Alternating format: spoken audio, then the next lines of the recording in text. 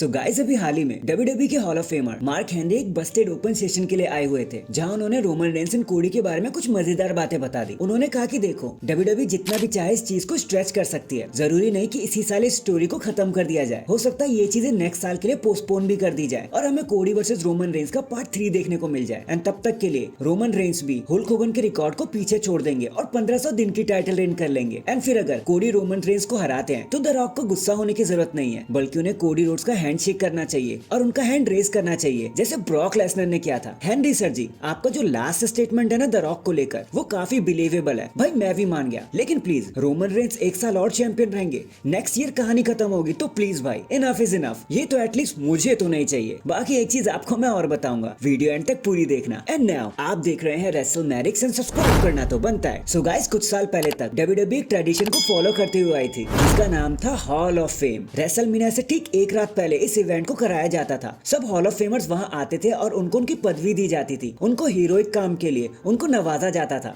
But I think कोडी and Roman Reigns की fury के बाद WWE इस चीज को जरा सी भूलती हुई आ गई है। उनके दिमाग से ये चीज निकल गई है कि हम ऐसा भी कुछ किया करते थे, वरना साल शुरू होता नहीं था कि WWE एटलीस्ट एक दो हॉल ऑफ फेमर्स को तो हमारे सामने इंडक्ट कर ही देती थी, इंट्रोड्यूस कर देती थी। बाकी लेट्स सी अब आगे क्या होता है। लेकिन हाँ, अगर फरवरी एंड मार्च भी पूरा निकल गया तब तो ये चीज सोच लो कैंसिल ही हो जाएगी। मुझे तो नहीं लगता, लेकिन फिलहाल के लिए हुआ नहीं है, तो ऐसा माना जा सकता है कि WWE से भूल गई है। बाकी लेट्स से आगे क्या होता है। इसके बाद दो बड़े स्टार्स AEW के दरवाजे पर आकर खड़े हो चुके हैं कि भैया हमें अंदर आना है। जैसा कि मैंने आपसे कहा ही था कि अगर इंडिपेंडेंट रेसलर की बात हो तो बाजी कहीं ना कहीं AEW मार के ले ही जाता है, और इस बार भी कुछ ऐसा ही हो गया। तो मर्सिडीज मोने एंड ओकादा दोनों ही ऑलमोस्ट लॉक हो चुके हैं कि इनको तो ऑल एलिट हो ही जाना है। मतलब नेक्स्ट कोई भी इवेंट होगा ना AEW का, तो आपको ये दोनों स्टार्स वहाँ पे देखने को मिल ही जाएंगे। बस एक दो दिन की बात है यार, जरा सा इंतजार कर लो। नेक्स्ट एलिमिनेशन चेंबर को होने में अब 2 हफ्ते से भी कम समय बच गया है, बट WWE ने एक अनकहा नाम पहले से ही जोड़ दिया इस इवेंट के लिए, और ये नाम एडिशन किया जा रहा है वुमेन्स चेंबर मैच की तरफ से। और माना जा रहा है कि दी amazing Jade Cargill final spot को फिल करते हुए नजर आएंगी वुमेन्स एलिमिनेशन चेंबर में। WWE काफी ज्यादा ट्रेनिंग कर चुकी है जेड कारगिल के साथ, एंड आई थिंक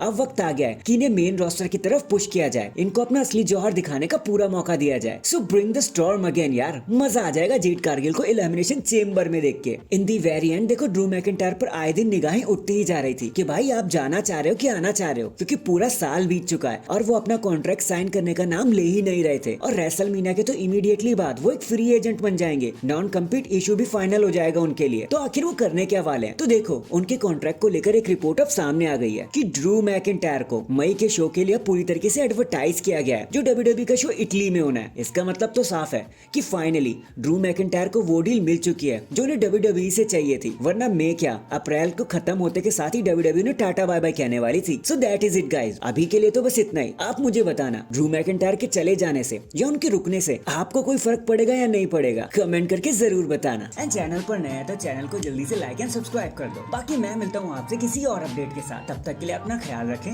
और खुश रहें।